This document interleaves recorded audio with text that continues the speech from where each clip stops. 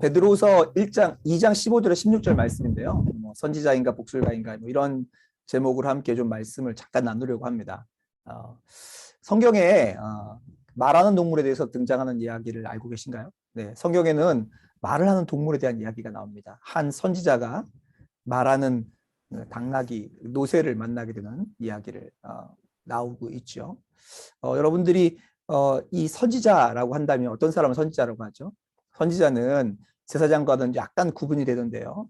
둘 다 하나님께서 쓰시는 통로이긴 마찬가지인데, 제사장이라고 하면 이스라엘 백성들이 이 하나님께 나아갈 때 그냥 바로 나가면 하나님 앞에 임재 앞에 죽을 수밖에 없기 때문에 하나님께 나아갈 때 통로로 삼는 사람이 있다면 제사장이고요.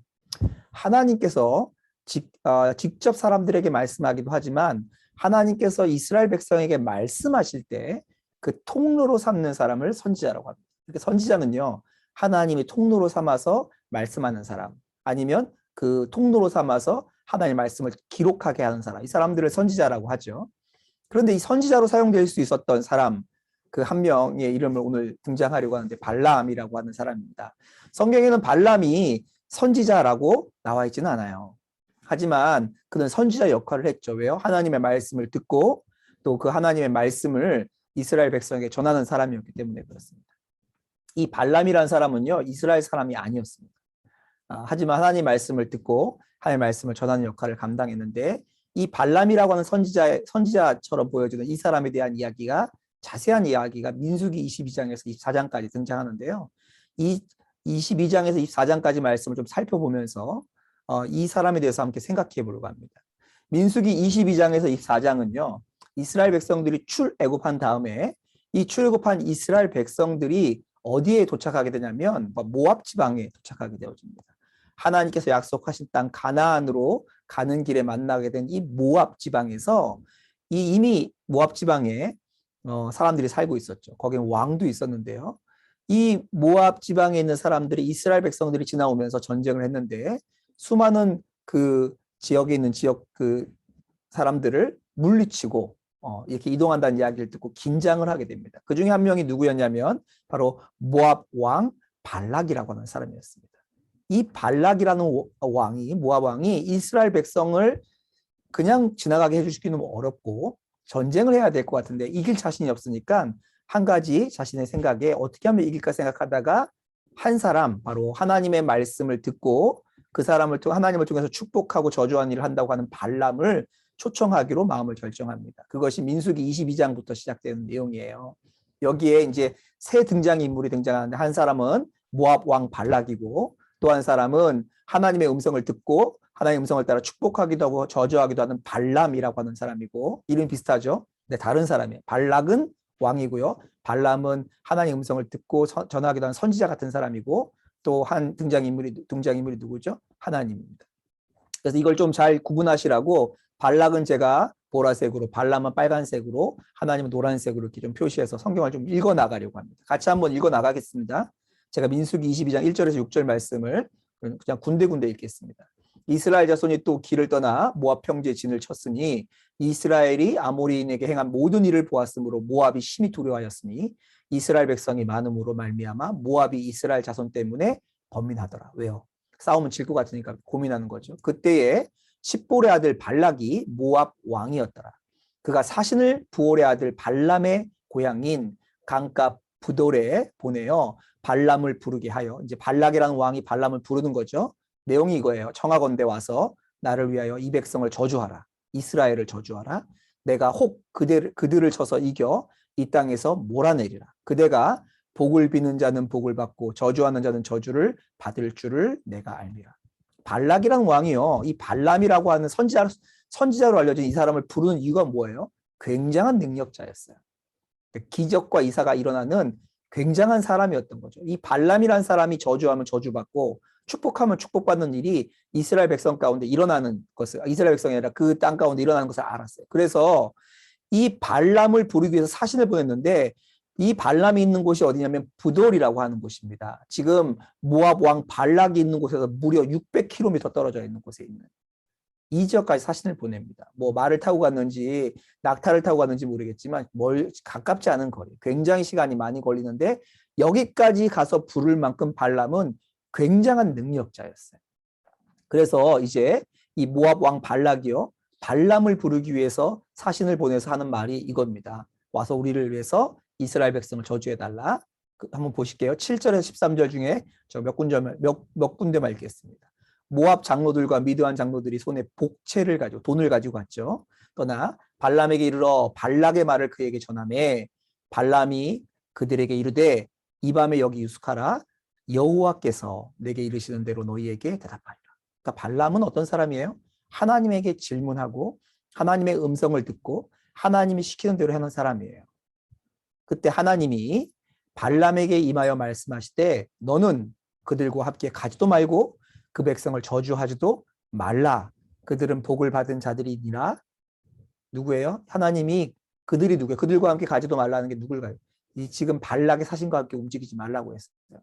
뒤에 나오는 그들은 복을 받은 자들의 그들이 누구예요? 이스라엘 백성들은 복을 받은 자들이니까 그들을 저주하러 가지 말라라는 것이 하나님의 명령입니다. 그래서 발람이 어떻게 하냐면 그 말씀을 듣고 발람이 아침에 일어나서 발락의 귀족들에게 이르되 너희는 너희 땅으로 돌아가라. 여호와께서 내가 너희와 함께 가기를 허락하지 아니하시느니라. 이 발람이라고 하는 사람이요, 하나님의 말씀을 듣고 안 가요.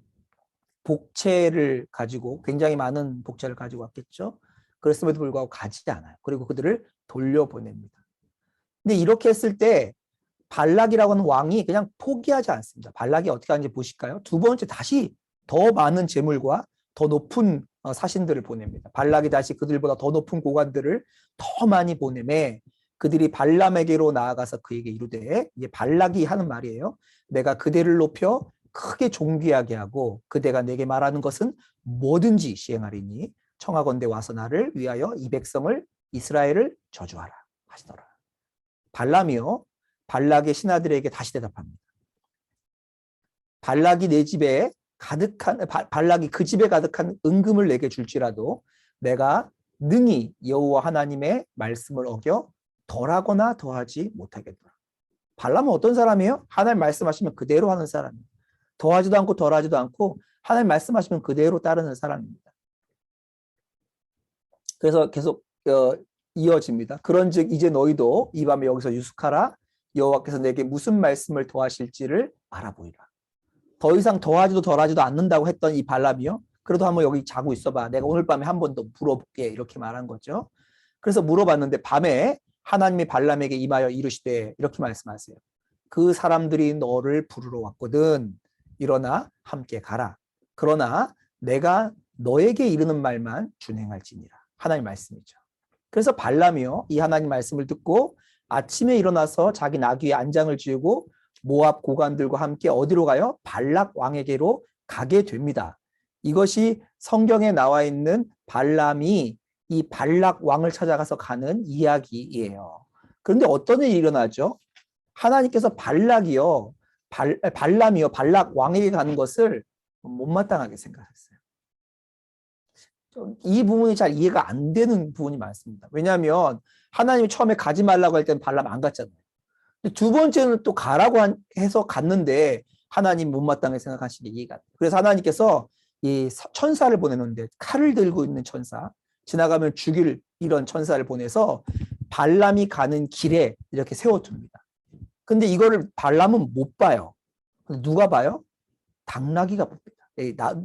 노새가 봅니다. 노새가 보고 천사가 자기들을 죽이려고 서 있는 걸 보니까 노새가 천사를 피해서 길을 이렇게 삥 둘러서 길 아닌 곳으로 가기도 하고, 양쪽에 벽이 서 있는 길에 천사가 서 있으니까 천사가 서 있는 곳에서 제일 먼 벽 쪽으로 붙어서 가다가 발람 선지자의 발이 그 벽에 이렇게 까지기도 하고, 너무 벽 쪽으로 붙어서 가니까. 세 번째는 아주 좁은 길에 벽이 있는데 그 가운데 천사가 서 있으니까 이 당나귀에 가다가 주저앉아 버립니다. 나 못 가.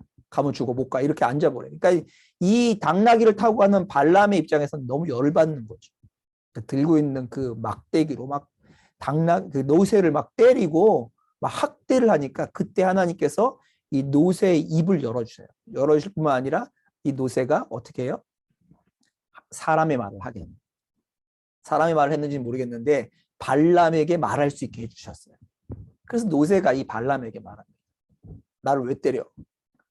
그랬더니 이 발람이요 화가 너무 많이 나서 때리는 게 문제야. 지금 내 손에 칼이 있어. 넌 죽었어. 이렇게 말하면서도 당나귀 노새와 사람이 말싸움하는 장면이 성경에 등장합니다. 마치 이게 판타지 소설에 나온 것 같은 이야기가 성경에 나와요. 근데 그때 하나님께서 이 발람의 눈을 열어주세요. 지금까지는 발람은 천사를 보지 못했는데 천사가 그 앞에 서 있는 것을 보게 해주세요. 그제서야 발람이 하는 고백을 한번 보시기 바랍니다. 그때 여호와께서 발람의 눈을 밝히심에 여호와의 사자가 손에 칼을 빼들고 길에 선 것을 보고 그가 보고 머리를 숙이고 엎드리니 발람이 여호와의 사자에게 천사에게 말하되 내가 범죄하였나이다. 당신이 나를 막으려고 길에 서신 줄을 내가 알지 못하였나이다. 당신이 이를 기뻐하지 아니하시면 나는 돌아가겠나이다. 아니 하나님 아까 가라 그래서 갔잖아요. 그런데 왜 갑자기 하나님은 천사를 보내서 죽이려고 하고 이러나요? 그러니까 발람도 그렇게 물어보죠. 근데 여호와의 사자가 이때 안 죽이고 뭐라 그러냐면 발람에게 이르되 그 사람들과 함께 가라. 내가 너에게 이르는 말만 할지니라. 발람이 그래서 그 고관들과 함께 계속 길을 가게 됩니다.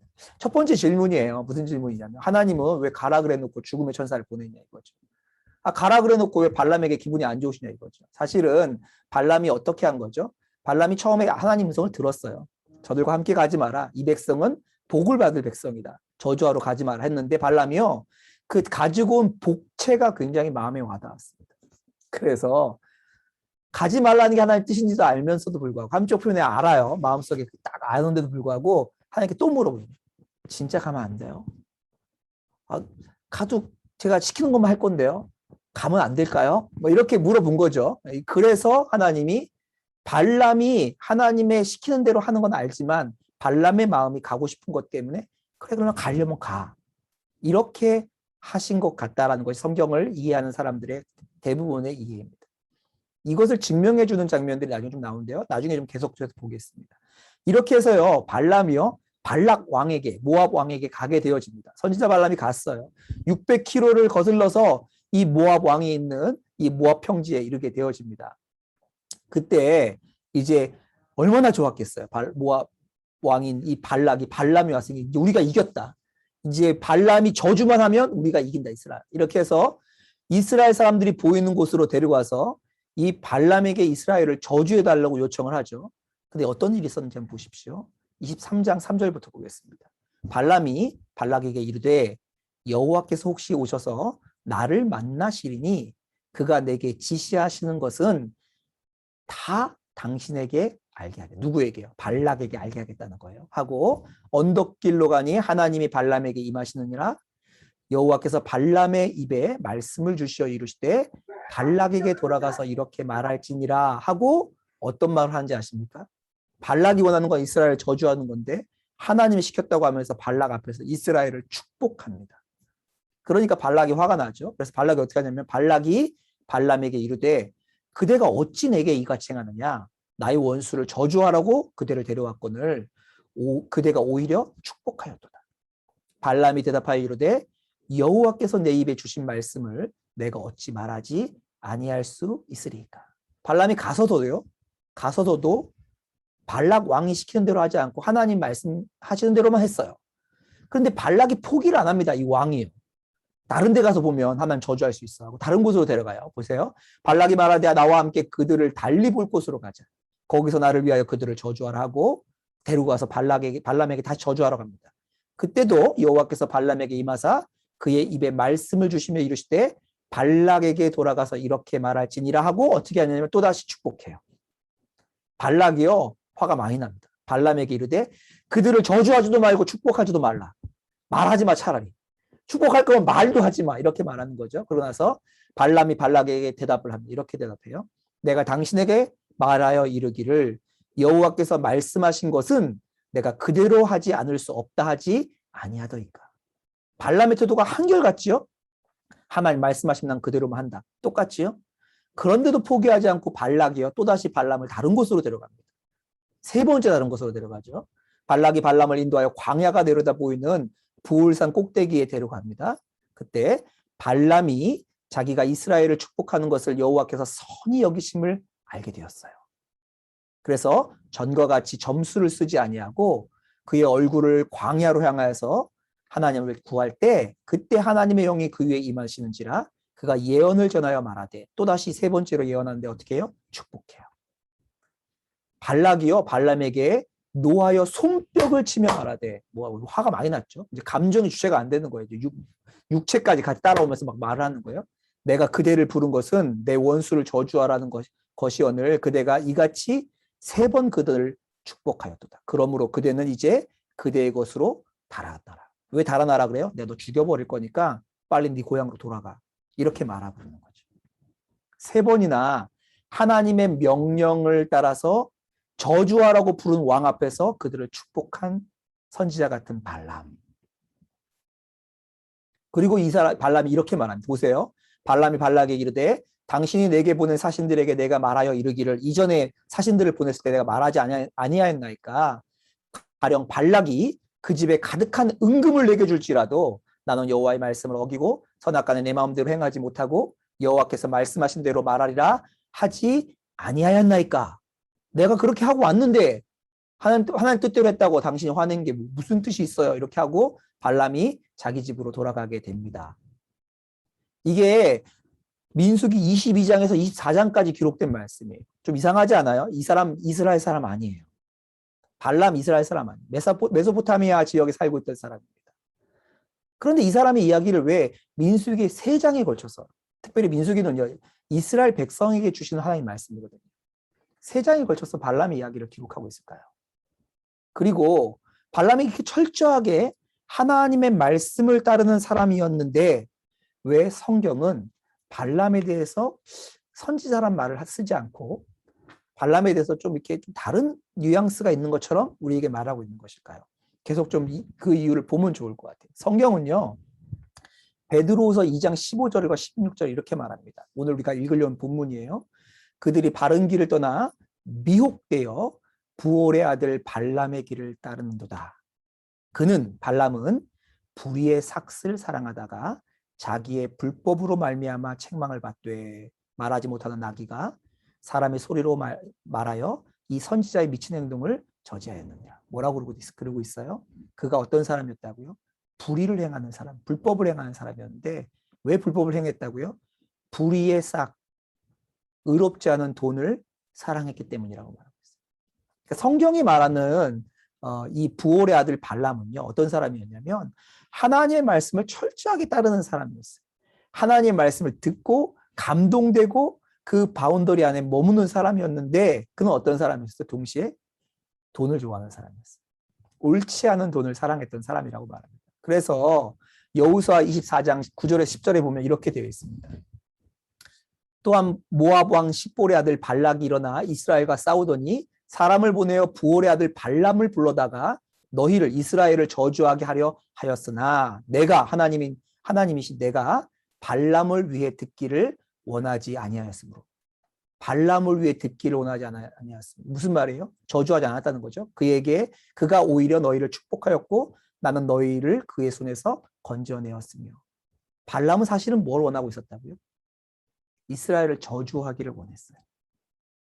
이 발람이 가지고 있는 마음의 가장 깊은 곳의 동기예요. 그런데 그가 하나님이 얼마나 능력이 있는지 알아서 하나님께는 순종했어요. 표면적으로는.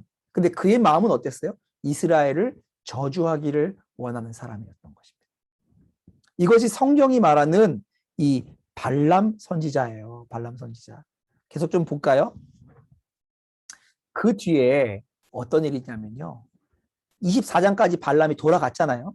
발람이 돌아간 다음에 모압의 아주 예쁜 여자들이 이 이스라엘 광야를 이렇게 떠돌아다니는 거지 같은 이스라엘 남자들을 유혹합니다.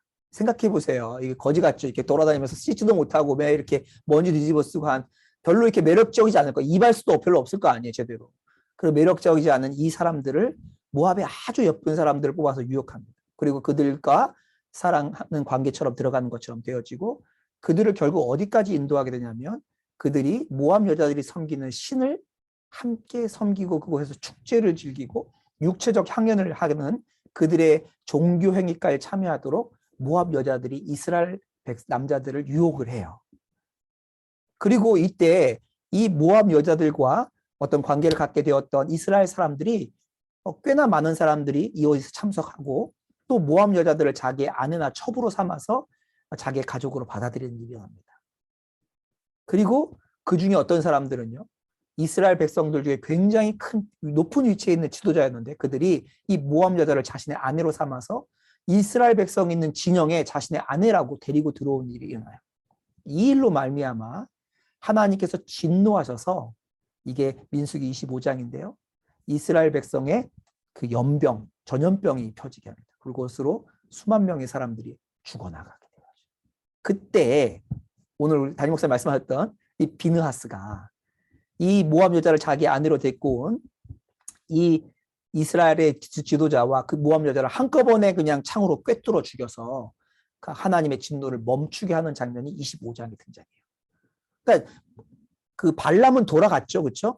그러고 나서 이런 일이 일어난 거예요. 사실은 발람은 아무리 저주하려고 해도 이스라엘 저주할 수 없어. 하나님 저주하지 말라고. 근데 누가 그 저주를 뒤집어 썼어요? 이스라엘 백성들이 스스로 섬김으로 하나님의 저주를 뒤집어 써서 수많은 사람이 죽게 되어집니다. 그것을 멈춘 사람이 비느하스인데, 근데 이 일의 뒷배경이 있습니다. 그 뒷배경이 있다는 것을 성경이 우리에게 알려주는데 그 내용이 이렇습니다. 요한계시록 2장 14절이에요. 그러나 내가 두 가지 책망할 것이 있나니 거기 너에게 발람의 교훈을 지키는 자들이 있도다. 발람 얘기가 또 나오네요. 발람이 발락을 가르쳐 이스라엘 자손 앞에 걸림돌을 놓아 우상의 제물을 먹게 하였고 또 행음하게 하였느니라. 이 모압 여자들을 데려다가 유혹해서 그들을 타락하고 우상 숭배를 하게 만드는 아이디어가 누구에게서 나왔다고요? 발람에게서 나왔어요. 그가 떠나가면서 발락 왕에게 뭘 알려주고 왔어요? 나는 저주 못하지만 이들이 저주받을 방법이 있어 하고 그 꾀를 알려준 게 누구예요? 발람이라고. 보세요. 민수기 31장입니다. 모세가 그들에게 이르되 너희가 여자들을 다 두었느냐? 보라, 이들이 발람의 꾀를 따라 이스라엘 자손을 부올의 사건에서 여호와 앞에 범죄하게 하여 여호와의 회중 가운데 연병이 일어나게 하여. 누가 하였다고요? 발람의 꾀를 따라서. 그러니까 발람은 어떤 사람이었죠? 발람은요, 철저하게 밖으로 보면 하나님과 교통하는 사람, 하나님의 음성을 듣고 하나님의 음성을 따라 순종하고 하나님 하지 말라면 하지 않고 크게 잘못한 일이 없고 하나님 말하는 것만 말하는 사람이었어요. 근데 그의 마음이 어땠어요? 그의 마음은 저 재물 준다면 저것도 하고 싶다 하는 마음들이 가득했던 사람이죠. 그렇죠? 그리고 자기는 그렇게 못해도 꾀를 내어서라도 그 사람들을 무너뜨릴 수 있는 방법을 하나님이 하지 말라고 하는 사람들에게 알려줄 수 있는. 그러니까 겉으로는 철저하게 하나님을 잘 믿는 사람처럼 보였지만 마음의 중심을 감찰하시는 하나님 앞에서는 어떤 사람이었어요? 하나님의 마음이 그의 마음의 중심에 있지 않는 사람이었어요. 그래서 이 발람을 부를 때 우리 성경은 발람을 누구라고 부르냐면 여호수아 13장 이렇게 부릅니다. 이스라엘 자손이 그들을 살육하는 중에 부올의 아들 점술과 발람도 칼날로 죽였더라. 능력 있는 사람이었어요. 그가 축복하면 축복받고 그가 저주하면 저주받는. 굉장한 능력이 나타나는 사람이죠. 그렇죠? 600km를 달려가서 데려올 만한 그 지역 전체에서, 그 단지 그냥 나라가 아니라 지역 전체에서 가장 뛰어난 능력자였습니다. 그리고 하나님의 음성을 따라서 뭔가를 행할 수 있는 사람이었죠. 그런데 그를 성경은 누구라고 말하냐면 점술가였다고. 한낱 점술가. 우리나라 말로 좀 바꾸면 무당이었습니다. 어떻게 하나님의 음성을 듣고 하나님의 음성을 따라서 축복하고 저주하고 그 말씀에 순종했던 그 하나님의 말씀을 따라 살았던 사람이 무당, 점술가에 불과할 수가 있죠. 그 이유는요, 하나님의 우리의 마음의 중심을 보시기 때문입니다. 발람의 사건을 여러분 잘 아셔야 됩니다. 왜냐하면 신약 성경에 와서 신약 성경에 나오는 그 성경을 썼던 기자들이 구약의 성경에 나오는 사람들 중에 따르지 말아야 되는 사람, 대표적인 사람 3명을 반복적으로 얘기하는데 그 중에 한 명이 누구냐면 발람이에요. 가장 악한 모델 중에 한 명으로 발람을 꼽아요. 겉으로는 하나님의 사람이었죠. 하나님 보시기에는 점술가에 불과했습니다. 우리의 마음의 중심을 보시는 하나님 앞에 그 하나님께서 우리에게 우리의 중심이 어떠한지를 보여주시는 거울이 있다면 우리는 어떤 자일까요? 여러분들이 저와 여러분이 저도 포함해서 저와 여러분이 하나님 앞에 예배에 참석하고 선한 목자 교회에 다니고 그리고 내가 어떤 일을 했고 이런 일들 때문에 하나님 우리를 인정하시는 거 아닙니다. 하나님 우리 마음의 중심을 보시고 우리는 하나님 앞에 전혀 자격이 없지만 우리의 마음의 중심에 누가 오셨어요? 의로우신 예수님, 거룩하신 예수님, 그분이 오신 것으로 인해서 우리가 하나님께 받아들여지는 거죠. 그러니 우리의 삶의 모든 부분에서도 우리가 어떤 일을 했기 때문이 아니라 그분이 나의 왕이 되었느냐, 내 마음을 진정으로 다스렸느냐, 이것이 우리의 삶에 하나님 보시는 중심이에요. 사랑하는 여러분, 하나님 앞에 나중에 서게 되면 양과 염소를 나눔처럼 우리를 나누실 거예요. 그때 하나님 우리에게 너 직분이 뭐였냐? 너 목사였냐? 너 장로였냐? 너 선교사였냐? 권사였냐? 이런 건 묻지 않으실 거예요. 우리의 마음의 중심을 감찰하시는 주님 앞에 우리의 마음은 어디에 있는지 하나님께 한번 돌아보는 시간 되시기 바랍니다. 혹시라도 그래서 저도 마찬가지입니다. 제 안에 발람이 있어요. 그 발람의 그 꾀와 유혹을 따라 살아가는 우리 삶이 있다면 하나님께 오늘 돌이키시고 오늘 회개하시고 멈추는 은혜가 저와 여러분에게 풍성하게 일어나시기 바랍니다. 이것이 하나님께서 발람의 이야기를 성경에 기록해 두신 이유예요. 발람의 이야기를 통해서 우리를 돌이키기 원하기 때문에 그렇습니다. 잠시 기도하고 말씀을 마치도록 하겠습니다. 기도하겠습니다. 하나님 아버지 고맙고 감사합니다. 오늘 다윗 공동체 전체 모임 함께 모였습니다. 오늘 오프라인으로 모인 많은 속회들이 있는데 이들을 축복하소서. 하나님의 은혜 안에서 하나님 정말 하나님 보시기에 마음에 합한 자, 주의 마음에 합한 자로 그 다윗으로 저희가 살아갈 수 있도록 우리의 마음을 새롭게 하시고 우리의 마음 가운데 하나님의 진리로 비추어 주시고 하나님의 영광의 빛 앞에 부끄러움 없는 자로 그렇게 날마다 세워지고 하나님 자라가고 변화되는 은혜가 다윗 공동체 안에 풍성히 일어나도록 축복하여 주옵소서. 오늘 하나님 앞에 말씀의 찔림을 받고 돌이키는 사랑하는 다윗 공동체 형제자매들을 주님 축복하소서. 그들의 돌이킴을 축복하셔서 하나님이 기뻐하는 하나님 영광 받으시는 하나님이 정말로 마음에 흐뭇해 하시는 자로 한 사람 한 사람이 서는 은혜가 풍성하게 일어나도록 도와주옵소서. 예수 그리스도의 이름으로 기도하옵나이다. 아멘.